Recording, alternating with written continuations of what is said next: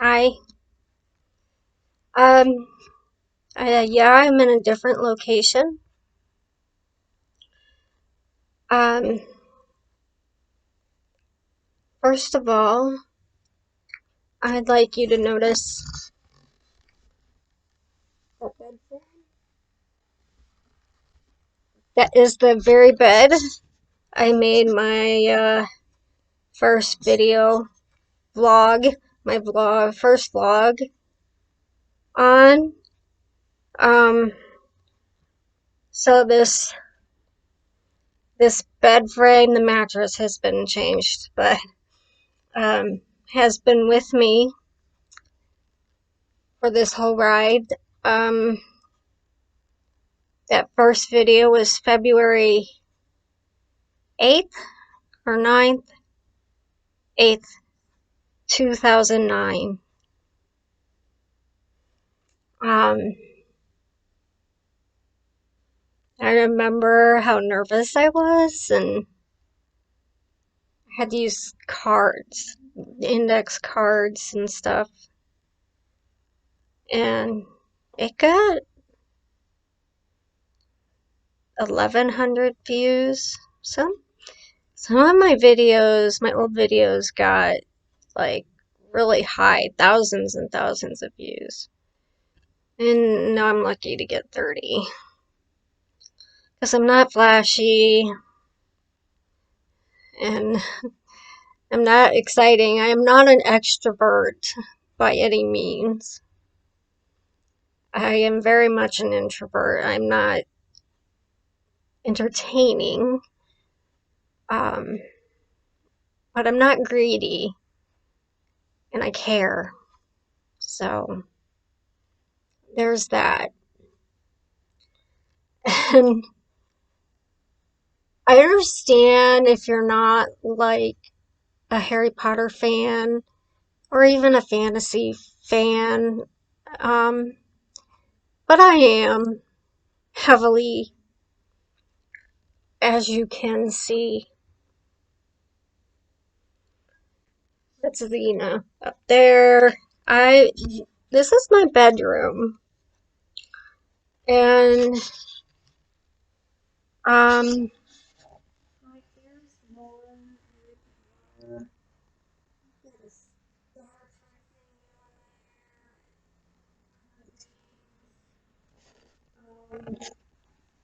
those are my witches.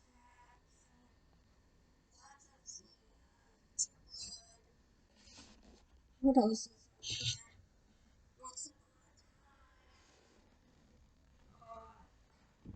Um,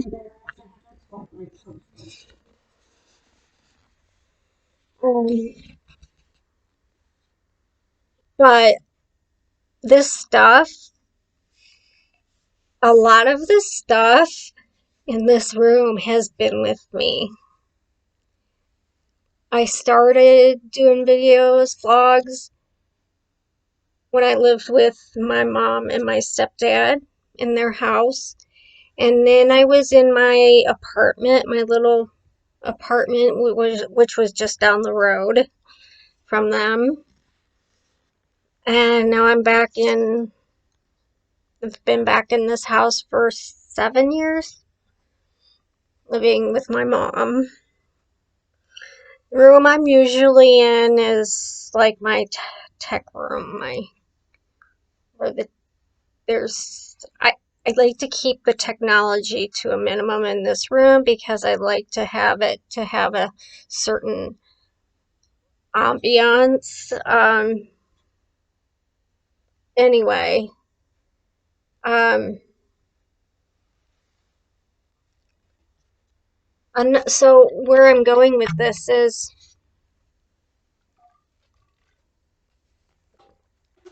for a long time I fancied myself a Ravenclaw in the House of Ravenclaw, but I'm not very witty. It just dawned on me about a couple months ago. Nobody wants to claim Hufflepuff. Nobody wants to be in Hufflepuff. And so I never really paid attention to what their motto and characteristics were like. And when I did, after I left my job, I was stripped of that. I was pretty much stripped naked, um, in a not a literal way, but a lot was taken from me, and I was feeling quite naked and bare, getting down to what is really important to me. And all along, it has been the characteristics of Hufflepuff. Patient, that people have been telling me. I am patient. I am persistent. I am super loyal. Um, Not in a negative way. Um, I I don't hang out with toxic people unless it's family and it's necessary. Um, I'm determined when I set my mind to something. I don't give up on things. I resolve them, whether it's for the better or the worse. I keep going until I am done. So I'm a Hufflepuff, turns out. And I have recently been embracing that. So I'm collecting Hufflepuff stuff. And I'm getting my own clothes, but I got patches that you can iron on so I can customize it. So anyway, um, so I don't know why that's a big deal to me, but it is. I think it's a big deal to me because those are the traits I want people to know me for. When all is said and done, what I want someone to say about me is that I cared about people, um, that I cared, that I was honest and loyal and generous and hardworking and determined. So, anyway, I'm making this really in my room and I'm starting to like it better in here, actually. It's more privacy. My mom can hear me talking when I'm in the other room, and I don't want her to hear some stuff. Um,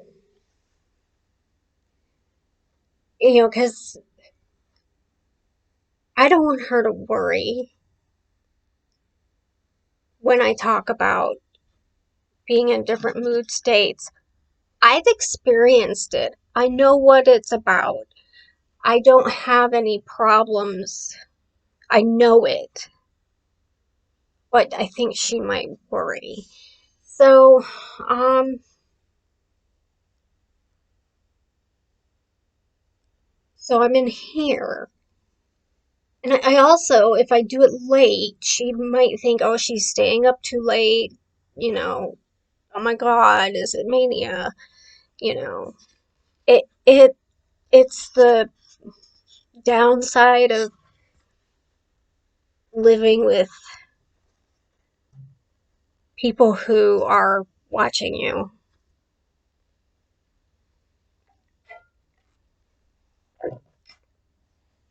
And it's not fun. Uh,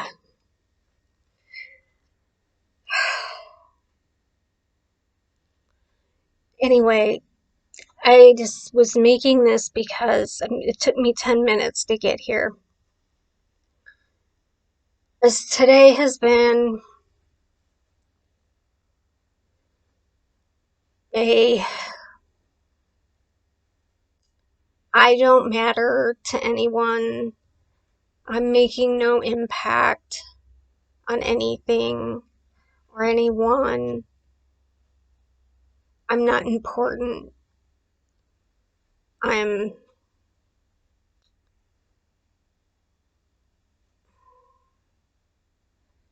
I'm not a part of what's going on in the world.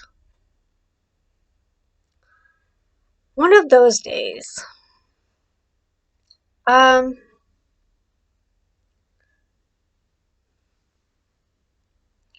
I am.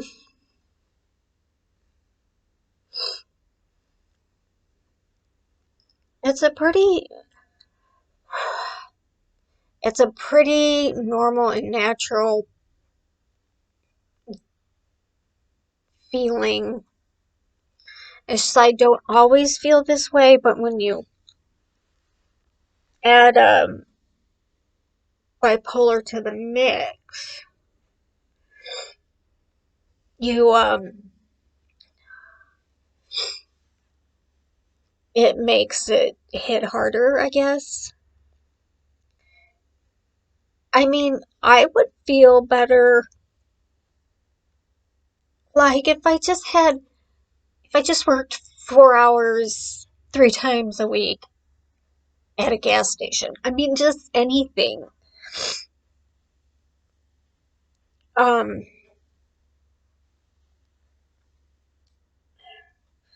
and because where I worked at the animal shelter, because they are such assholes and don't know how to handle people in situations and are cruel, they're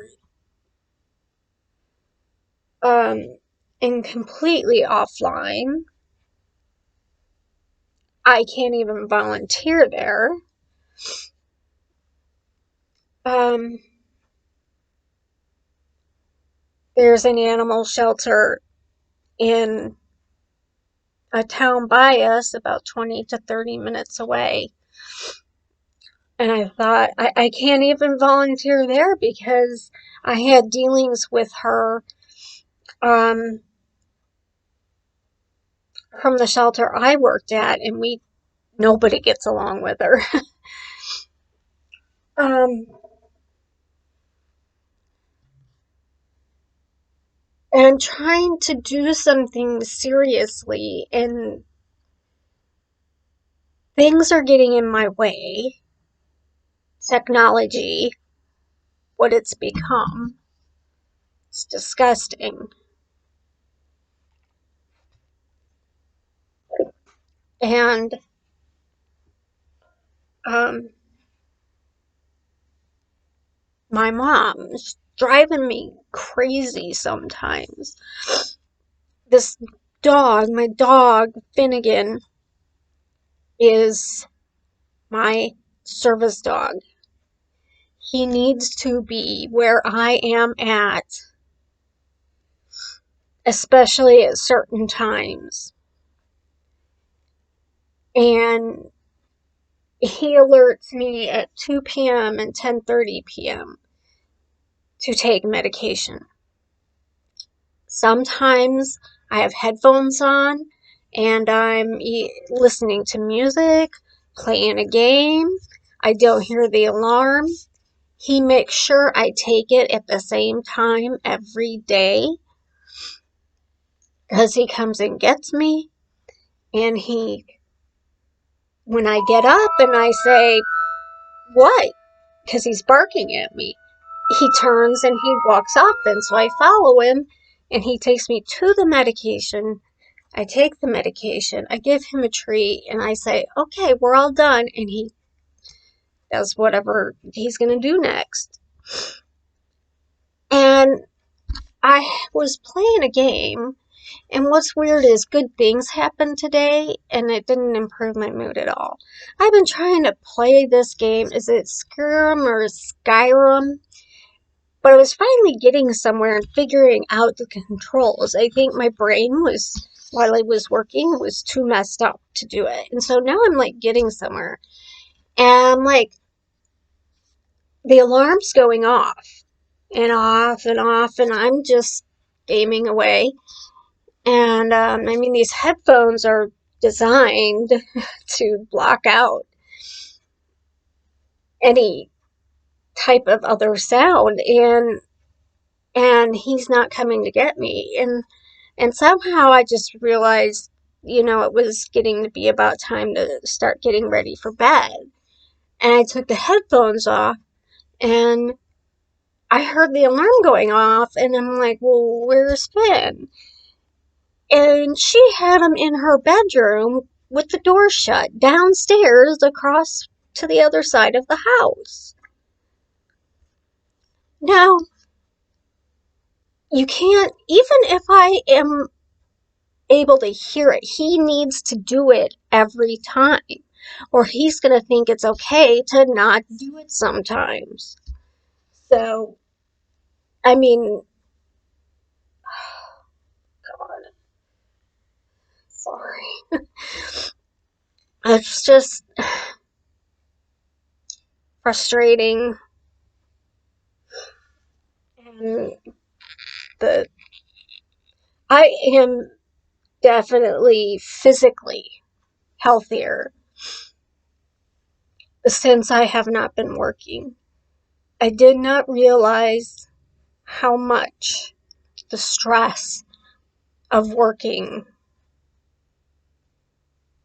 um, was affecting me physically and mentally, I'm sure.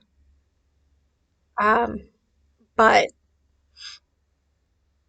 uh,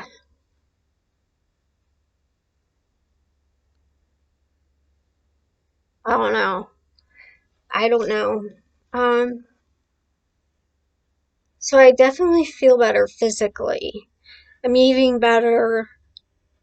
I was having a lot of gastrointestinal issues for years, and it took a couple months, but they're pretty much completely resolved. And um, blood pressure, um, just I feel rested. Um,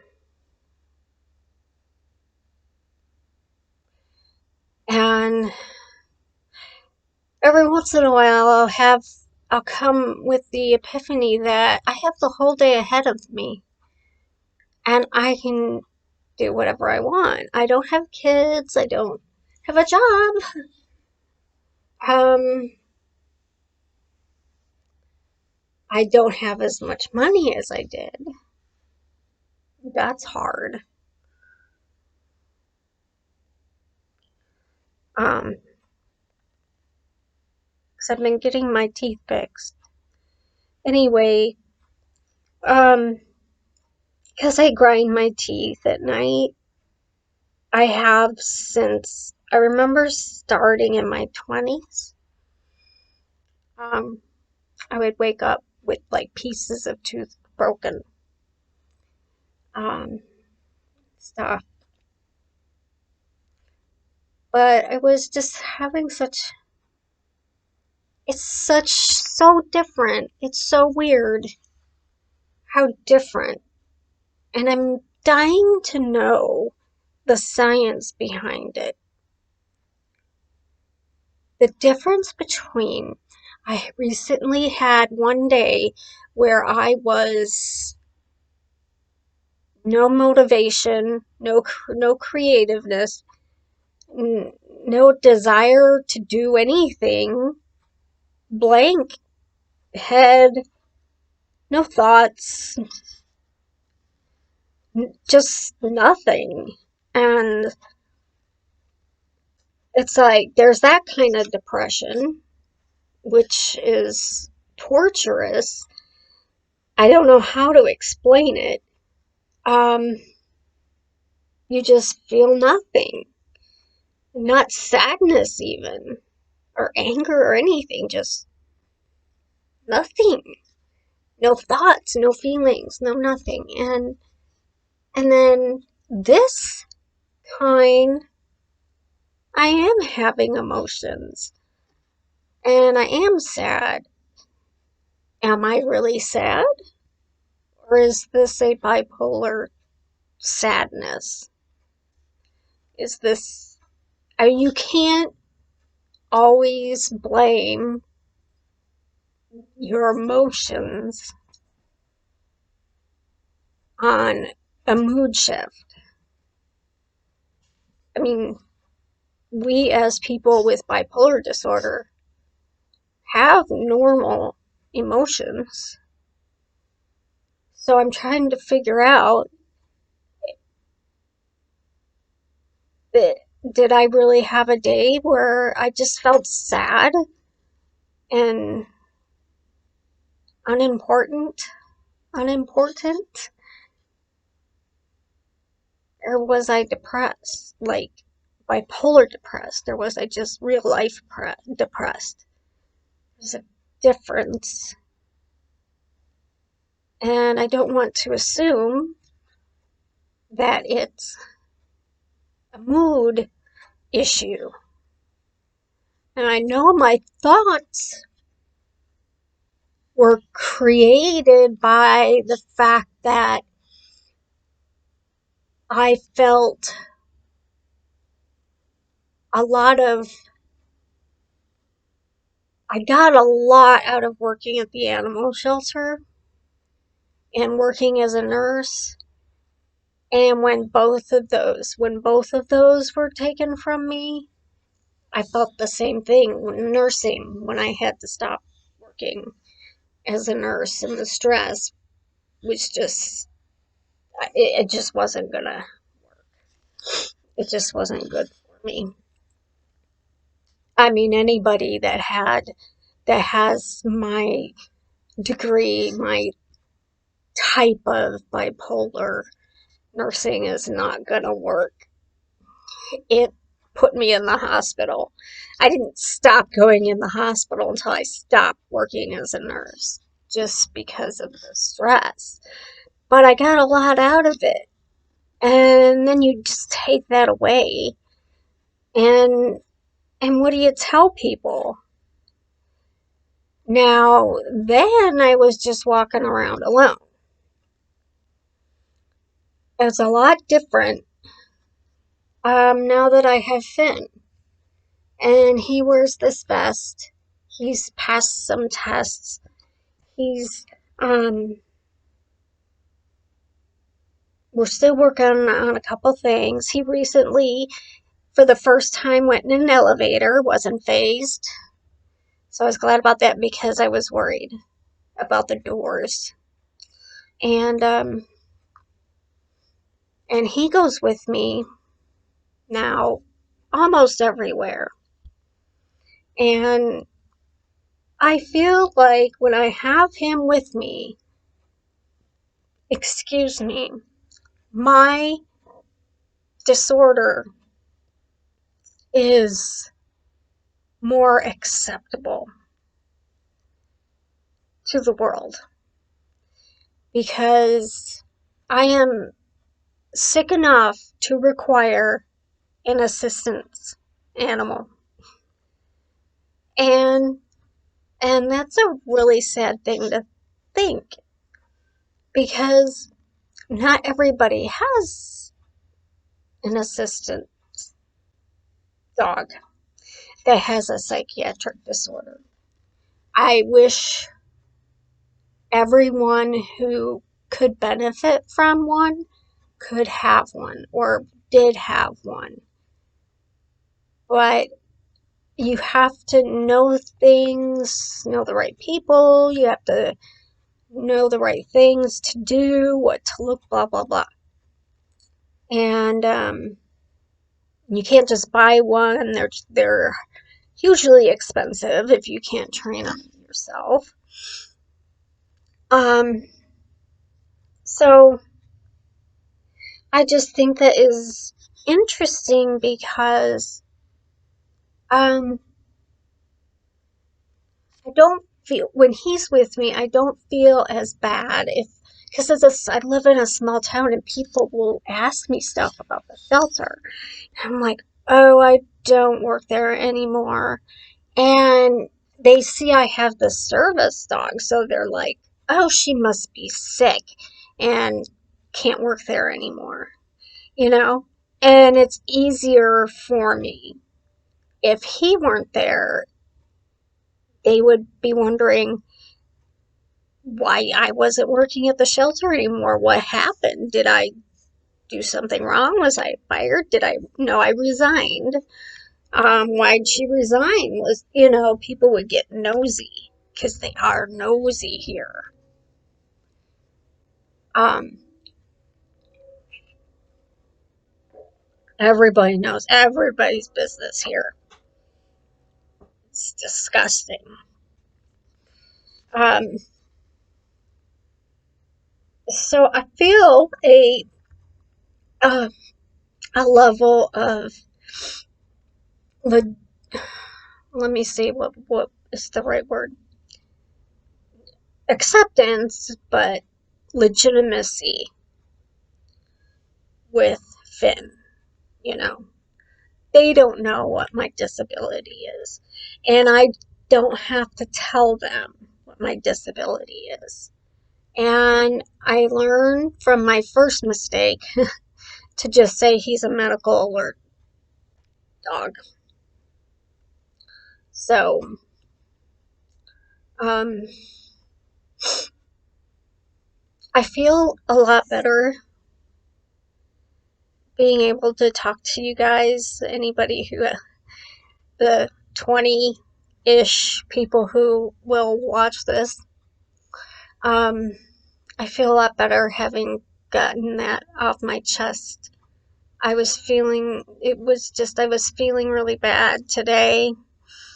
I was having emotions that I think we have all felt, that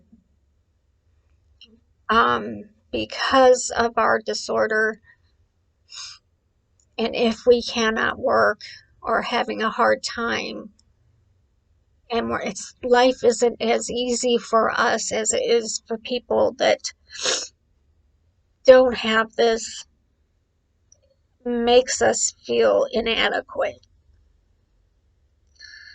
and that we should be able to force things into alignment and beat it, you know, like beat cancer. You get cancer, you have treatment, you have follow up, you're in remission, you beat cancer. You don't beat bipolar. It's with you forever.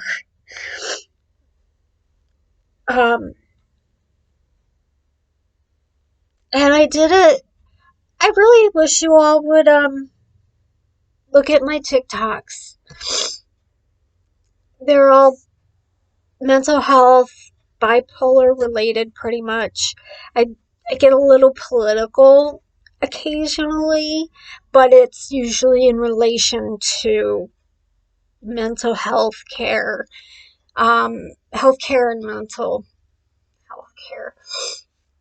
Um, um, Not because I want the views from you, but because it's a different format and it's in this tiny 60-second. And I try to be really creative and have my own thing, you know? I'm not going to tell you what it is, so you can go and look. And my own vibe, do it my own way, my own style. And sometimes it's an encouraging, uplifting, and sometimes it's a sort of like a public service announcement, putting it out there. I want people, my biggest message is I want people to understand that disorders like bipolar and schizophrenia, generalized anxiety, recurrent depression, that, OCD, that these are medical conditions. They should not be separate, treated differently. They have a biological origin in our brains, and they affect our bodies and our behavior. And we're just separated from, you know, diabetes, autoimmune disorders, you know, just all the medical conditions, you know. You have to have special permission to get all kinds of crap done in the psychiatric world. But if you have a problem medically, you can go and they'll pay, and you don't have as much a problem with medication paying, getting that paid for. And um, I don't understand why. I mean, you can see it on a scan, on a PET scan. A brain that is manic, a brain that is depressed, they look different. There's proof.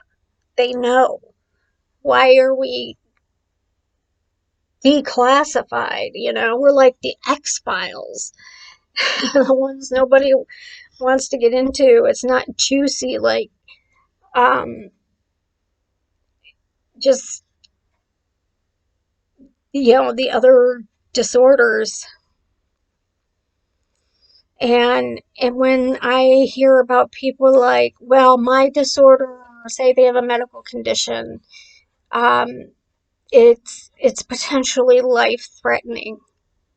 I'm like, let me tell you two stories. One, when I was 15, I was depressed and delusional, and I thought my brain was telling me, because my neurotransmitters were not in their proper amounts, doing their proper things, that if I died, I would be happy. And it was like, oh, okay. I was happy that I found out how I could be happy. And I like called up a friend and was like telling her, no, you don't understand. Just let me go because I'm going to be happy. I'm finally going to be happy. And she had to call my parents because I was in the bathroom and I had overdosed. And so she had to call my parents and they had to pound down the door. And I ended up in the ER with a tube down my nose and throwing up charcoal. So there's that time. And then there's the time where I was so whacked manic. I was having delusional memories, and I believed that my teenage friend, way back then, had shot herself in front of me, and I remembered it explicitly, but never happened. And we had had suicide pact, and I had never fulfilled my side of the bargain, of the deal, and that's what was wrong. And she was waiting for me on the other side. And there were guns in the house. That's when I lived with my mom and my stepdad. He had a lot of guns. And I was ready to go. I was ready to go join her. I mean, this had been going on and nobody noticed for months until it came to this crescendo. And I went to therapy, and I was telling my therapist this insane story. Okay. And she's like going, uh-huh. And then she's like, I think maybe we should call your mom. And I went into the hospital, just high as a kite. manic. And in maybe one more day, I would have been gone. I would have been dead because my brain was telling me lies. So you can't tell me that my condition is not potentially life threatening. So there you go. Get that off my chest. Um, I think sometimes my sadness is anger. Um, I know when I'm very angry, I completely sob. It's just embarrassing. Um, but as I've gotten older, I've gotten better at it. I've gotten better at being angry. I don't mind being angry. I think anger is can be helpful and can be healthy. Like when you stand up to a bully because you're angry. Um,